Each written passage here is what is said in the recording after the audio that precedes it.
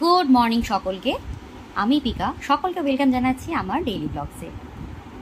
তো সকাল সকাল বেরিয়ে পড়েছি বাবা মায়ের বাড়ির উদ্দেশ্যে। এই সপ্তাহটা একটু স্পেশাল, কারণ আমি একা যাচ্ছি না, আমি আমার বরটাকেও টানতে টানতে নিয়ে যাচ্ছি। কেন বলো তো? একটু একটু হয়তো গেস করতে পারছো, কারণ রিসেন্টলি ষষ্ঠী চলে গেছে।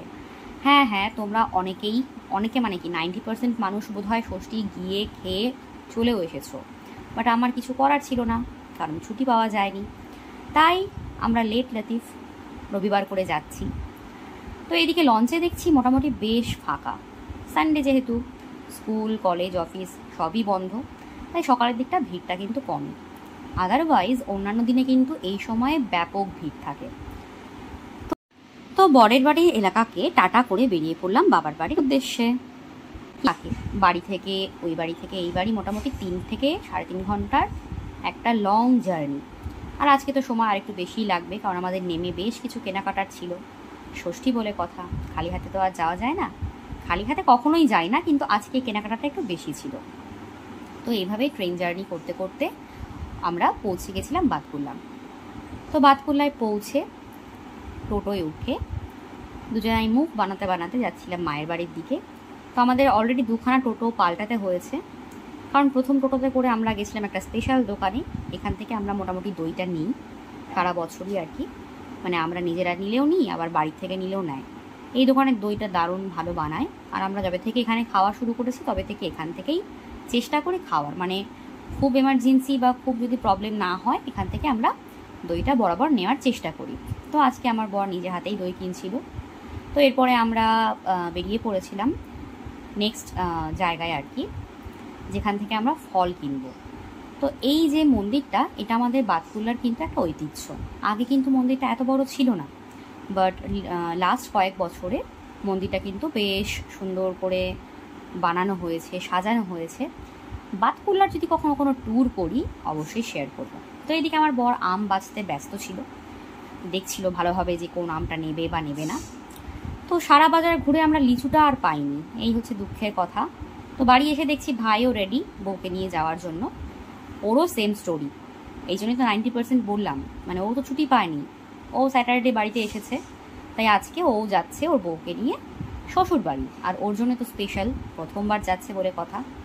তো ওদেরকে টাটা বাই বাই করে আমরা চলে আসলাম আবার নিজেদের গল্পে। তো ওরা যাওয়ার পর যেহেতু ভীষণ গরম ছিল, তাই দেরি না করে জুস যাই হোক ফ্রুটি দিয়ে সকালটা শুরু করলাম।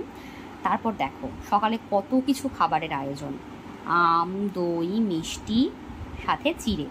তো ষষ্ঠীর দিন এগুলো খাওয়াটা উচিত মনে করা হয়। তো আমরা দেরিতে পৌঁছলেও আমরা কিন্তু সব কিছু অ্যারেঞ্জমেন্ট পেয়ে গেছিলাম। আর আমার বর তো এমনিতেই মিষ্টি খেতে ভালোবাসে, তাই ও এইসব খেতে সবসময়ই পছন্দ করে, বাট আমার অতটা ভালো লাগে না। আমি জাস্ট ওই দই দিয়ে চিড়ে দিয়ে খেয়ে আর কি কোনো রকমের নিয়ম রক্ষা যেটাকে বল সেটাই করছিলাম। তো সকালের খাওয়া দাওয়ার পর্ব সেরে দুজনের লম্বা ঘুম দিয়েছি। তারপর দুপুরের আয়োজন দেখো, মা একা হাতেই সবটা করেছে। ভাত, শাক ভাজা, ডাল আবার 2 রকম ভ্যারাইটি রাখতে হয়, আমার বইয়ের একরকম আমরা একরকম।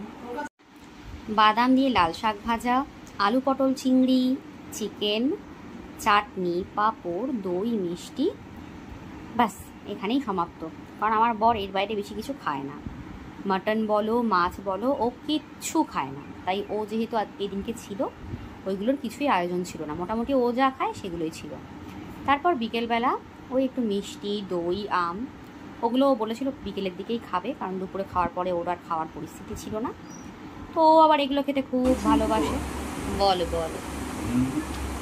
কেন আমি খাই তারপর বলবো। এই বাড়ির একমাত্র জামাই, তোমার কেমন লাগছে? খুবই খারাপ। কেন? শালি থাকলে ভালো হতো।